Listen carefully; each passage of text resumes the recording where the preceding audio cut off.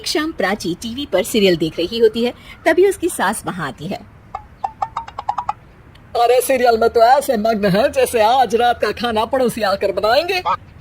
मुझे पता ही नहीं था आपने अपने बेटे की शादी पड़ोस में भी की हुई है। है? मतलब? मतलब इस घर में सारा काम बहू ही करती है, आप तो सिर्फ खर्राटे मारती हैं। अच्छा जी, फिलहाल तो तुम आराम फरमा रही हो, चलो जाओ, ये मेरी टीवी देखने का समय है। इसीलिए मुझे भगाया जा रहा है। सॉरी, अब तो बिल्कुल नहीं जाऊंगी।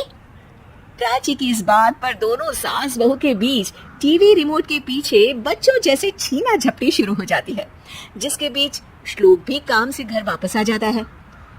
आज मेरी चूहे बिल्ली की जोड़ी किस बात पर झगड़ रही है? अरे तेरे बीवी मुझे टीवी ही नहीं देखने दे रही। अरे तुम्हारी मम्मी मुझे खाना बनाने के लिए फोर्स कर रही है। अरे वाह, ऐसे बेतुके रीजन पर तो बच्चे भी झगड़ा नहीं करते। अरे मुझे कुछ मत बोल, सब इसने ही शुरू किया है। हाँ, जैसे हफ्ते बाहर दूध की धूली है ना। अरे बस दोनों चुप। प्राची जाओ, खाने की तैयारी करो, और माँ तुम छोड़ो। तुम्हें क्या बोलूं, शांति से अपना सीरियल देखो, मुझे दोबारा लड़ने की आवाज सुनाई नहीं देनी चाहिए। ऐसा बोलकर श्लोक वहां से चला जाता है, जिसके पीछे पीछे प्राची भी कुछ न कुछ बड़बड़ाते हुए रसोई में चली जाती है। हाँ, सासू जी को तो कुछ बोलेंगे ही नहीं, बस मुझ पर ही हुक्म चलता है, खाना बनाओ, जैसे मैं इनके घर में खाना बनाने के लिए आई हूँ। इसी तरह शाम बीतती है और रात को श्लोक और प्राची की सास खाना खाकर सोने चले जाते हैं, लेकिन प्राची गुस्से में कुछ खाए बिना काम में ही लगी रहती है। इस घर में किसी को घंटा फिक्र नहीं पड़ता, मैं खाऊं या भूखी रहूं। प्राची कुछ देर के लिए रसोई से बाहर जाती है और जैसे ही वापस आती है तो वहां दूध का भरा ग्लास देखकर हैरान रह जाती है। फिक्र पूरी है, बस दिखाना नहीं है। प्राची दूध पीकर सोने चली जाती है और अगली सुबह एक बार फिर सास बहू का कार्टून नेटवर्क स्टार्ट हो जाता है। ये तुमने ही किया है। अरे अजीब जबरदस्ती है, मैं बोल रही हूँ मैंने कुछ नहीं किया। दोनों ने मिलकर पूरे घर को पागल खाना बनाया हुआ है। यहाँ कोई नॉर्मल इंसान तो रह ही नहीं सकता, इसीलिए अब पड़ोसी क्या रिश्तेदार भी घर आने से कतराते हैं। और सुन बेटे, तू भी चंगा, तेरी माँ भी चंगी, तेरी बीवी भी चंगी, रिश्तेदार। हाँ जी, आपको नहीं पता क्या, गंगाधर ही शक्तिमान है, रिश्तेदार ही। हाँ, बस समझ गया। कभी जानवरों जैसे लड़ेंगी तो कभी जुगलबंदी करेंगी। भाई मैं आप दोनों के बीच में नहीं फंसना चाहता।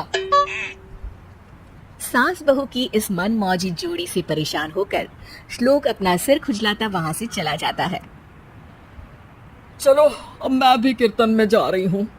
इस पर जैसे ही सास कमरे में अपना पर्स लेने जाती है तो वहां नाश्ते की प्लेट रखी देख मुस्कुराने लगती है और नाश्ता करके घर से बाहर निकलते हुए कुछ पैसे टेबल पर रख जाती है, जिसकी कुछ देर बाद सिलेंडर वाला घर आता है। ओ मोरी मैया, मैं सिलेंडर के बारे में तो बिल्कुल भूल ही गई थी। घर खर्च के सारे पैसे भी मम्मी के पास है और श्लोक से बोला तो उल्टा 4 बात सुनाएंगे।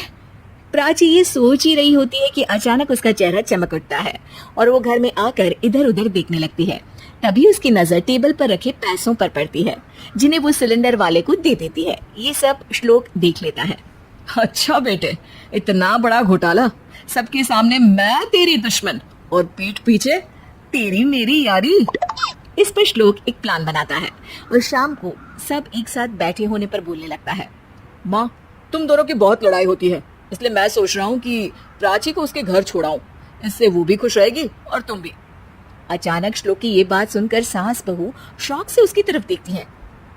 अरे ऐसे कैसे घर छोड़ाओगे, मुझे कहीं नहीं जाना। अरे तुमने बोला नहीं पर मैंने सुन लिया, तुम्हें मम्मी के साथ रहना अच्छा नहीं लगता, मुझे पता है। अरे वो अरे, जब बहू खुद कुछ काम बोले तो वो तुझे सुनता नहीं, और अब जो इसने बोला ही नहीं वो तो समझ गया। जब उसे नहीं जाना तो फिर जबरदस्ती क्यों कर रहा है? अच्छा, फिर आपको मौसी के घर छोड़ाता हूँ। बस अब आप दोनों एक घर में एक छत के नीचे नहीं रह सकती। मैं इस टॉम एंड जेरी की जोड़ी को और नहीं झेल सकता। है? ऐसे कैसे नहीं रह सकते? तुम्हें इतनी दिक्कत है तो तुम्हारा बोरिया बिस्तर पैक कर देती हूँ, लेकिन मम्मी जी कहीं नहीं जाएंगी। बिल्कुल यही सुनना था मुझे। अगर दोनों में इतना ही प्यार है फिर हर वक्त ये लड़ाई का नाटक क्यों करती हो? देखा मैंने कैसे माँ किचन में दूध रखती है और तुम उनके लिए कमरे में नाश्ता रखती हो, और कैसे वो पहले ही तुम्हारी दिक्कत समझकर घर में पैसे रखकर बाहर जाती है।